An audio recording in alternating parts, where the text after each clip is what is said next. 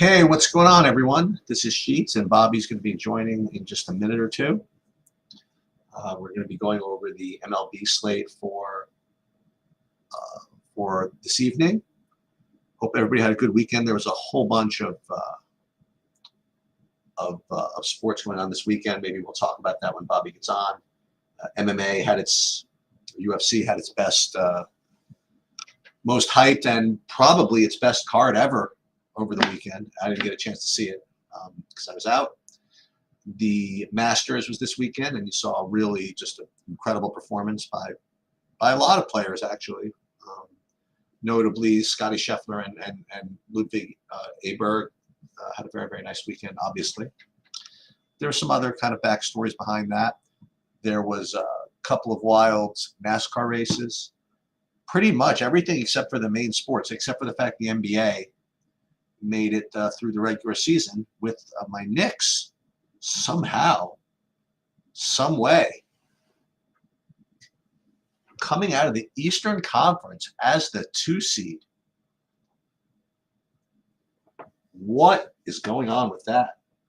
With no Julius Randle, you know? Yes, it is probably a testament to how weak the East is compared to the West, and yes, it's a little bit kind of weird that the Sixers are going to be the maybe 6 or 7. Hey, what's up, Bobby? Hey, how's it going, man? Good. I was just kind of recapping kind of the weekend, just sports in general. I talked about UFC a little bit, not really from DFS perspective. We didn't get there yet. Talked about the Masters a little bit, and then I was just talking about how somehow, some way, the Knicks are the 2 seed coming out of the Eastern Conference. Look at that. Can you believe it? They're the 2 seed and probably an underdog to win their first round. Yeah. We'll see how that goes. Especially obviously if they have to play Philly. But who would have thunk that, right? With no Randall the whole year, pretty much. The 2 seed is the 2 seed, so that is what it is. No, it's crazy. Yeah. How was your weekend? Oh, no, it was good, man. It was really nice. It was nice to be in. It's been nice to be in LA. Like, we did a whole Masters thing. We had a Clipper game. We had a Dodgers. Like, we have all kinds of things going on. It was really, really fun. Really, really nice to just enjoy the sports weekend, and not even from a DFS perspective, but just from a DFS perspective, I did pretty well in something, and I was pretty close to doing extremely well. So in that UFC card, again, was like the biggest UFC card in history, pretty much, and they actually upped the buy-in in the lottery from 20 to 30, and I ended up coming in second in that big one for cash 23,000. Oh my God! And was just, I mean, listen, you can if they let the main event go on for another 15 seconds or something like that, let the guy take even more punishment, pretty much. I would have hit for over 100. And then listen, we could go back. It was if Aljamain Sterling got one less takedown in the fight before, that would have made the difference too. But nonetheless, it was fun. And not only that, but I thought that I did, not to toot my horn or whatever, I thought I did a really good job with the lineup construction video, which I put up Saturday morning. It was listen, it was prescient for the actual card, but forget that. Just to give you guys some ideas of how to specifically go after that 150 max thing. So I do encourage, listen, this is a tough thing to ask people after the fact, but I do think it would probably be worthwhile for people that didn't watch it to go back and watch. Yeah, see, JDW, I appreciate that. I felt this. I felt that after I did it, that we did a pretty good job of that, and so I'm continuing to try to improve. And yeah, obviously it helps when it wins also. But as soon as I hung up with that Zoom call, I was really happy about that. That's awesome, man. So JDW, you've asked for this, and I think we do this a lot anyway. The MLB process video. I think what you have to do for that is just get there at 6 o'clock, because that's when I kind of do that stuff. But I could do a kind of an evergreen thing during the course of the day. I guess I could do that. And it's not a big deal, but I usually do that anyway. Yeah. So this is what we did. This is, you Bobby. I'll talk about this. Now, you don't play MMA too much, but you think about this. There was a fighter named Max Holloway who was just an extremely popular underdog, just a great play. Everybody was going to play him. Okay, he was going to be like 40% owned. And when you have this situation in MMA, remember it's all about like direct leverage. It's one fighter's fighting another fighter, whatever it is. So one of the things I just totally came up with on my own, like maybe like a year ago, was in a situation like that when you're playing a chalky underdog, which everybody's going to play. You play him, but then what you do is you leave enough money on the table such that you kind of trick the optimizers to get to somebody else. You know what I mean? Right. So your popular plays are going to be still popular plays, but not in the combination that you're getting to. So it's and I've never even tried to prove if that's a good way to play, but that's the way I do. And it seems to make a lot of sense. And it was pretty good for me, and on someone else like 120,000 for doing it. So anyway, awesome. Yeah, so I'm going to continue to work on that process and things like that. Baseball, just put a couple of things in over the weekend, didn't really do anything. And then in golf, despite having 50% of DeChambeau, who even though he collapsed a little bit, still did well. I continued my streak of classic slate losses to 17, and then but I got second in the showdown on Saturday for like 10,000. Are you serious? Yeah. Oh man, I missed all that. That included, by the way, like I needed like one of like 3 different like 6-foot putts to go in for first place. So that was fine. And I also had a little sweat. Remember the thing I put in online, the $36 to win 2,000. Yeah. Max Homa was was in contention, but unfortunately, the Scheffler character is kind of tough. Yeah, seriously, man. He's just a little tough. So anyway, but I'm ready. Listen, today was all and listen, NASCAR was big this weekend. There was an Xfinity race, by the way, that was just crazy. It was the closest like Xfinity race like in history. This guy, Ryan Sieg, like their whole family, like it's like a family-run kind of operation. They had never won a race in the series before, and the guy was like ahead by like, he's probably 90% to win with like 5 laps to go. And this Corey Heim just caught him literally by like, I would say literally an inch on the wire. And imagine an inch, 200 miles an hour. You know what I mean? That was just nuts. So that was that. So listen, despite the fact that there was really not a lot of basketball that anybody cared about, really, except for the couple of teams that had to win. It was a good week for sports. And today it's like all about baseball. It's like the one slate, nice big slate, and I'm ready to really get after it. We'll talk about game by game today, and then we'll go at 6:00 later. And I actually have like an overall thought on this already. I think it's I'm really getting forced into some pretty into a very small amount of builds, right? So I'm going to be really interested to see if you could try to get me to go into something different here. So let's just I guess let's just get after it. Let me share my screen. And I'm trying to find a good opportunity to go live this weekend. And then this week we'll see what's a good day. Depends on obviously it depends on the slate and whatever. And when did the basketball games? There's not going to be any 4-game slates when they're doing play-ins, right? Or will there? No, after the play-ins, they will probably do those. Probably it'll be on Saturdays, but I'll specifically skip my normal routine and work on Saturdays if I can get a 4-game NBA playoff slate. Like what I meant was, are they going to have like 4 play-in games on the same day? Also, is that possible? No. There's only the 17th seed plays the 8th seed in both thing, and then the loser plays the 9. Oh, okay. So it's not a whole thing. Okay. Yeah, it'll just be like maybe 2 gamers. I guess that would be okay.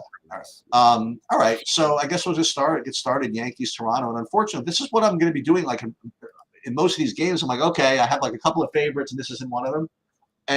But let's talk about this. So right now, like I don't have either the Yankees, Toronto, Bassett, or Gill as like my top options. But I'm like again trying to invent pivots and stuff like that. So I guess you could argue that either of these pitchers are decent pivots between Bassett. Obviously his matchup is whatever, but he's been producing some upside to say the least. And Gill. I guess he's cheap, but seems like a rough spot for him. Do you like any of this as priority? Do you like any of this game as far as pivots? What do you like in this game? I'm with you. I'm with the Bassett idea. Okay. I'll say this over and over again, and maybe I'm a little bit spoiled because he was good for me last time when I pitched him. At 4% ownership, there's a lot of perception about the way that Bassett is because of the strikeout rate and all these things. I like a guy who goes back out after he's already thrown 105 pitches, like especially this early in the year. The Yankees, it's a high variance situation. It's not like, I'm not saying you should be playing him. Like, you certainly shouldn't be looking at anybody from this in cash, but in terms of a tournament pivot, this is like, he fits the criteria all the time. He's the best. He's a great tournament pitcher because he's got all the upside. And I know the strikeout rate isn't quite it, but again, you don't get him played because of this. So I think Bassett is a really, really, really good tournament play. And that's pretty much all I have for this game. Yeah, no, we don't want to dip into even any Toronto as far as hitting goes. Not really. I didn't get there myself, but I certainly am okay with like taking shots. It's just, to me, Bassett feels like a great pivot play, like one that I would prioritize. Everything else just feels like noise. Like, it's just all okay. All right, so Pittsburgh against the Mets. It's very warm here right now. I don't know how warm it's going to be later, but it's definitely warm today. And you have these pitchers who are just kind of, they're just they can have decent games. They can get wins. They never show up for me really as like top options. And I was trying to like get to some Mets sort of. The Mets are actually showing up on DraftKings as pretty good values here, as are the Pirates. But what happens is, again, is like both of these pitchers are not usually the pitchers that you just kind of go after, And it's not like Pittsburgh and the Mets are that great. But what happens is you're going to want to, there are options to pay up for pitching here that you probably are going to want to try to do. So you're going to be looking for these value plays. And so you kind of like poking around, but not even the Mets themselves don't even look that cheap. The Pirates, even themselves, don't look that cheap. But I'm getting to these Pirates and Mets, not as my top options, but definitely in there. Yeah, I get it. I have no issue with like, this is a 4-pronger, but probably nothing that I actually end up doing. Like, you know what I mean? For me, like I see a good case for both of the pitchers. I see a good case for either stack. Like you said, it's nice 70 degrees out there today. Great.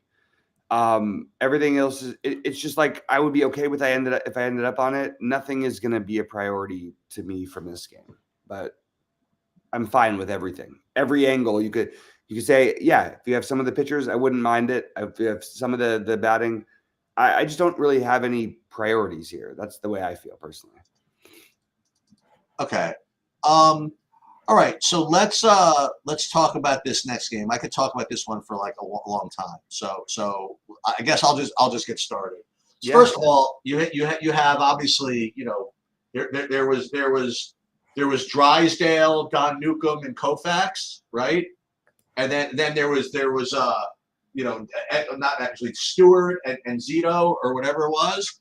But none of it is going to compare when in the history books to the Cole Reagans, Brady Singer, Seth Lugo combination that's going to win the World Series this year. So I guess the White Sox should be happy they're only facing Lugo instead of the unhittable ones. But Lugo is showing up as kind of a pivot off of the two obvious pitchers, and then you have probably the best pitcher in baseball, the Garrett Crochet, who does nothing but strike people out. Now, again, he gave up runs or whatever. So 10 strikeouts, 8 strikeouts, 8 strikeouts. Now, I say that kind of obviously facetiously. But you want pivots off the top guys. This guy can freaking mow people down. And what's annoying is that then when I run my builds, I'm getting like 432% Kansas City. Okay? Because again, you're looking for this value, and there's very, very little out there. And then you get like these Pascantinos and Melendezes and these same guys every freaking day from Kansas City, and Nelson Velasquez, who look pretty good. So this is where I'm struggling. You know what I mean? Because no matter what I run on Saberson with my projections, at least now, I'm getting like billions of percent Kansas City, and part of me, like, I really think this Crochet guy's got some juice, and so he seems to me to be the obvious. He seems to be a very, very legitimate pivot. And yet still I'm getting all these Kansas City guys. And then if that's not bad enough, my second rated value stack on the whole board is the freaking White Sox. Okay. So Right. I think that this is going to be, I think you warned me about this, like all year long, like Kansas City and the White Sox, like every freaking day are going to look cheap. Yeah. Now they're fighting against each other with pitchers that kind of want to use as pivots. So it's like, to me, the ultimate four-pronger. And I think this is going to be something that I have to repeat every time either of these teams play. No, that makes perfect sense. I don't think that Crochet is going to pitch tonight. From what I guess is that it's probably going to end up a bullpen game for the White Sox. Oh well, that's better for Kansas City. Yeah, it's better. It's better for Kansas City, who's also been on fire to start the season. Okay.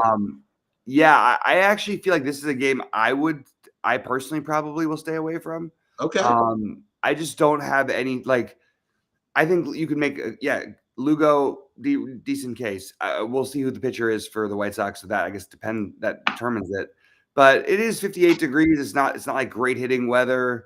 Like I said, Kansas City's been like off to a hot start. I don't know if I really want to like bet on that to be like the consistency of what this team is. Sure, they would probably rank in there with stacks, but I honestly it's hard to do without knowing who's pitching for sure. Yeah, try to. Well, you're better at this than I am, but I'll try to put out there rhetorically, like try to build Glass Now Kirby stacks with anything right. Kansas City. It's tough. And by the way, how about we look for a correlated parlay? You get Kansas City to win the World Series with Bobby Witt Jr. MVP, and then I don't have it in me to also go with the Brady Singer Cy Young. Because if I did that, then Cole Reagans would win it. So I don't want to do that. Right. But I don't know. Anyway, that's hey, that could be my brand towards the end of the year. That's pretty funny. Yeah, I like that. We'll see what happens. Yeah. All right. So San Diego, Milwaukee. Okay. So I'm not getting to either of these pitchers. But let me again talk about the Joe Ross thing. So Joe Ross, before his last start, I was very concerned. I thought he was going to get wrecked. Okay. I didn't like any of the commentary for them bringing him in. It didn't seem like they had a big plan for him. He was off a big injury, whatever, for a long time. He hadn't played in years, pitched in years, and he didn't do well in his first start. And I think I was all over Cincinnati in that spot, and did very, very well. Very well, whatever. Did go up 2 runs, but he did have 7 strikeouts. 5 hits. I think this is a spot to try to play San Diego though. Still a good park. I'm just not quite a believer in this thing yet. In the Joe Ross, and I would continue to attack him a couple of more times. So I think if you want, I want to say even pivots because I don't even know who I like as far as hitting goes. But then again, if you play San Diego, now we're talking about what pitchers are going to use. Right. But there was a guy in San Diego I liked that was cheap enough. Cronenworth at 3,800. That was cheap enough. I guess Machado 40. None of these guys are that cheap. Kim, I suppose. So again, if you play guys like this, to play teams like this, you're not going to be able to play Glass Now Kirby, for example. We'll get to those options later. So I'm probably not going to get to either of the pitchers. Should I play Milwaukee even against Musgrove? I don't know. For me, it's probably going to be either San Diego or nothing. Probably going to end up being nothing at the end of the day. Yeah, I understand whatever anybody would do, but I like this game, the hitting in this game. And I think this immediately it feels like a bet the over situation. Okay. I think I probably would end up with a similar to the field of Musgrove if I was playing 150. I think having around 20% makes some sense. I also love both sides of the hitting. And like you said, early in the year, you look to target, or for me, I looked at target games in good hitting situations. It's not like that. It's a good hitter's park. It's really good for lefty power. It's just a solid. It's not 45 degrees outside. We don't have to worry about any weather. So I like the hitting in this game. And some Musgrove would be the other part of it. San Diego being the preferred side, but I understand with it's kind of hard to play them as I guess they're fairly expensive, but there's some low end guys you could play as well with them. But yeah, I think the hitting is where I would end up here. This is the one game that I really like the hitting on both sides. And Musgrove is to be one of those high variance guys. You just take some shots, but like don't play the guy when he's 40% owned. That's all I could say. Which guy? Musgrove. Yeah, no, and I don't think he's gonna be popular though, is he?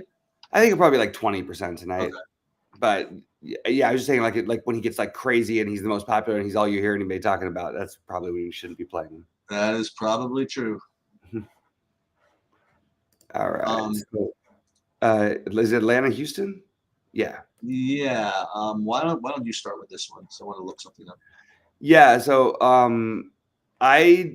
this is like the first thing when I looked last night. Like I don't know who either of these pitchers are. Then I did a little research and I realized I actually have heard of them. I just didn't realize I'd heard of them like before. It feels like a pretty basic spot to just.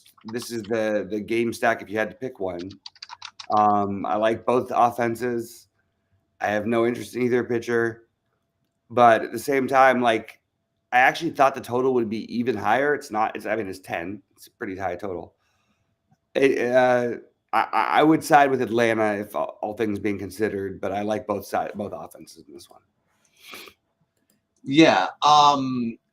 So something that's kind of dawned on me, like when you were talking, like last week, that maybe just the Astros stink. You didn't use the word stink, but listen, we'll give them a pass getting swept by the Royals because, as I said before, I mean everybody's going to get swept by the Royals. But aside from that, even they're just not really doing too much. I don't think though I could play the Vines guy against him at that price. And maybe I'm just biased. Maybe again, like I just feel Houston with that name value. And then you got freaking Bregman. He's like sick all week. That this whole team is kind of like in the toilet right now. You know what I mean? Like so I've used some really just analytical terms. They stink. They're in the toilet. Like really some real heavy duty analysis here. But I do think that if Houston is in fact kind of struggling, let's just put it that way.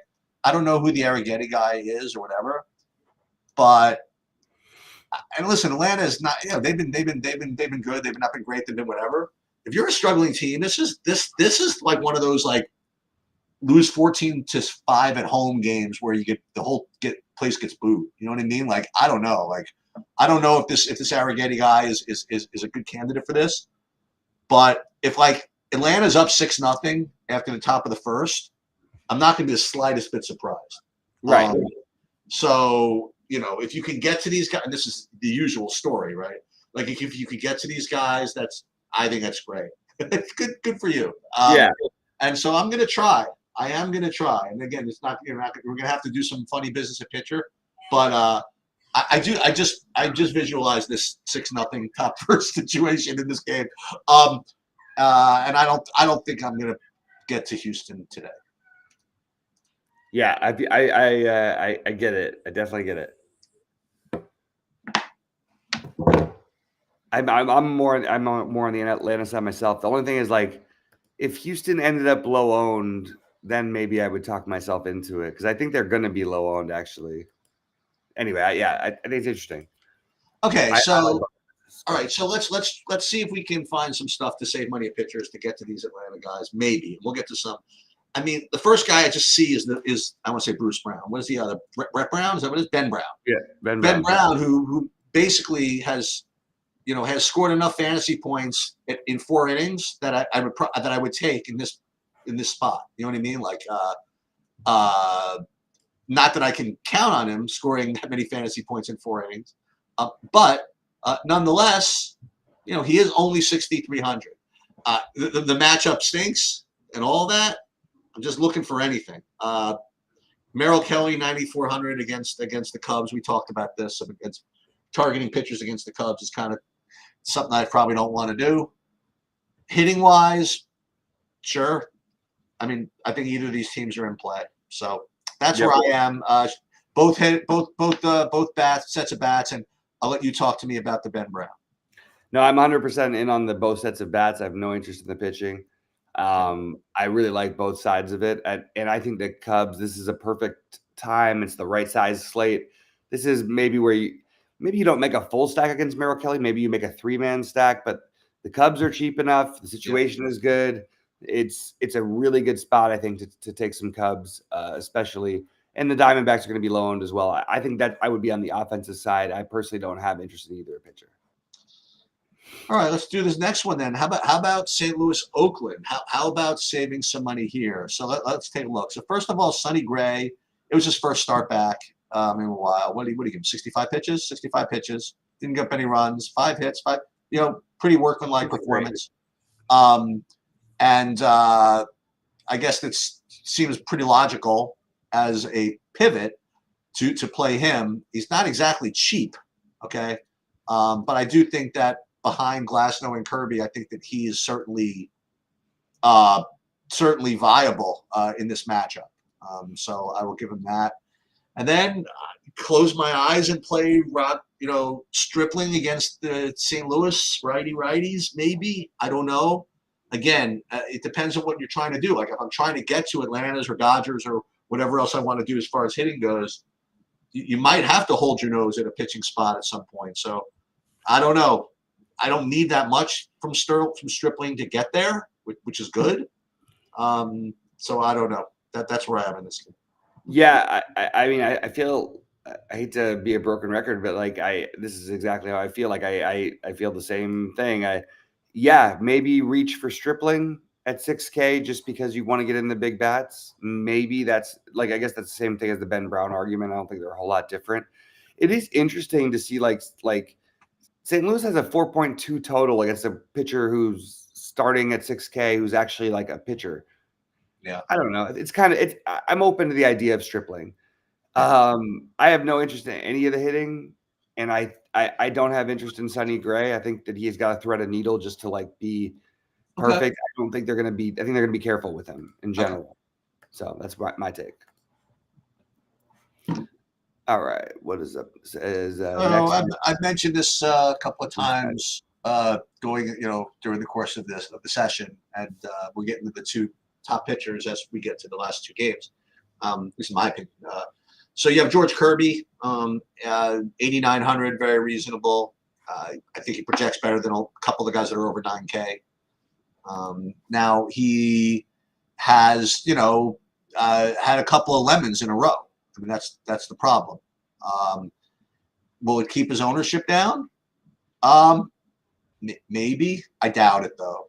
I just doubt it. I think they're going to play him anyway. And Cincinnati can hit the ball a little bit. Will that keep his ownership down? I don't know. I don't think so. I think they're going to play him anyway. Anyway, I do like him. The Montas thing, 9K. Hasn't really gotten any Ks this year yet, but he has a couple of decent outings, I guess. It's going to be hard for me to play him over a Kirby, I think. But who knows? Hey, listen, in MME, sure, why not? So I guess Montas is a legitimate pivot off of the Kirby and Glasnow. And as far as the hitting goes, I'm probably not going to get to anything. Yeah, I agree with the Montas being a pivot off of them. I actually think that he's an interesting tournament play. But I mean, the better play is Kirby. But when you talk about 7 times the ownership for Kirby, I don't know. Seattle's the higher strikeout team. You have the pitchers. I think I could talk myself into Montas if I needed to. I don't have any interest in the hitting in this game. I just think both pitchers are totally in play. And Montas, like you said, Kirby would probably be the one of the first guys I start my pitching lineup with. I guess you say Kirby and Glasnow would be the thing you try to do. Right. I think Montas is a really good pivot, so I'm with that. All right, so I'll start off with this last one. So Washington against LA. So you have a couple of things going on here. First of all, you have Glasnow, who is obviously feeling it right now, and he's a very healthy, I guess, 11K on a slate without too much great pitching. And yeah, I mean, you could argue that Washington, though, is not the best strikeout team in the world, and I suppose that makes a lot of sense. And 11K, you certainly don't have, you don't have too much room for error there. So that would be my argument against Glasnow. The other thing I will say is just you can, I don't know who he is, I don't know whatever, but I'll just was for true transparency. In my builds I ran right now for SaberSim, I'm getting a decent amount of this 4K guy from Washington, and for just no other reason that he's 4K and I want these other teams. You know what I mean? Right. Like, and if he could get like 6 fantasy points, right? And maybe that's good enough. I have no idea who he is. Obviously, it's in a very tough spot, to say the least. So it's one of those spots where it's like, if he gets you through 3 innings and he's got like 11 fantasy points, you almost don't want him to come out for the 4th. Like he just, right. You know what I mean? Like, right. Then they get to see him a second time, and next thing you know, it's 6 runs, right? But he is very, very cheap, and I'll just say that. And the Dodgers, as usual, they're a good play. If you can get to them. And you're going to have to, and unfortunately, one of the guys you could use to get to them is the opposing pitcher, which you wouldn't want to do. So, Dodgers, tough to get to, but certainly I would like to. And so, Glasnow, I would imagine Glasnow is the clear, 75% owned in cash, at least. But I don't know what I'm going to do with him in GPPs, because every time I try to run these lineups, I either get like freaking Parker as my second pitcher, or like all this Kansas City stuff. So I don't know what I want to do. Well, tell me what you think of this game. Go over your top plays and let's see if we can't figure this out. Yeah. So I'm like, I think it's very clear. Like if you're playing a cash game lineup, you absolutely have to play Glasnow. I don't think you have another option. It's the easiest decision you can make. He's the best pitcher. He looks better than he has in years. Even without like an extended leash, he's so efficient. Like he doesn't need the extended leash. You have a slightly lower strikeout team looking for pivots. It's really would probably have to be like just a major pricing thing is the only reason not to play him, and that would be because you're playing the Dodgers, or Atlanta. But I love Glasnow. I think that you play him in cash. Tournaments, you can get creative if you want to play Atlanta and the Dodgers. And I think the Dodgers are a great stack that's going to be under-owned because Glasnow is going to be 65% owned, which is just going to keep the Dodgers a little bit lower owned. And the people who play the Dodgers, every one of them will have Kike Hernandez and Chris Taylor in those lineups because they're under 3K.